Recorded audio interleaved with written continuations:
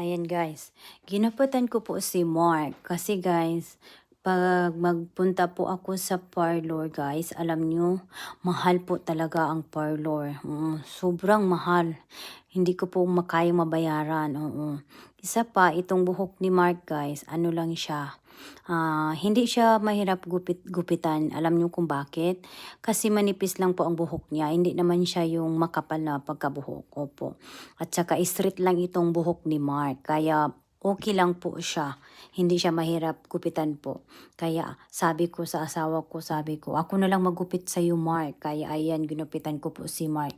Ano lang po, malikot lang siya paggupitan po. Alam niyo na, 5 years old pa lang itong anak ko. Kaya, pero okay lang po yan kasi kaya ko naman. Kaya ako, ayan, pinaano, nakaupo, nakatayo. Yun ang ginagawa ko. Sabi ni David, good job daw mama, good job. Kaya may pa-thumbs up si Mark. O si David. Kaya ayan, oo, magandang pagkagupit ko naman. Sabi ni David, ayan, good job daw mama. Kaya ayan, may pa-thumbs up si David. Dalawang thumbs up. Ito talaga si David, pabibo-bibo. Kaya ayan, oh, while nagupit ako ng buhok ni Mark, tingnan nyo, naglaro siya ng buhok niya guys. Tingnan nyo lang. Kaya, oh, ayan na, malapit na, ayan na.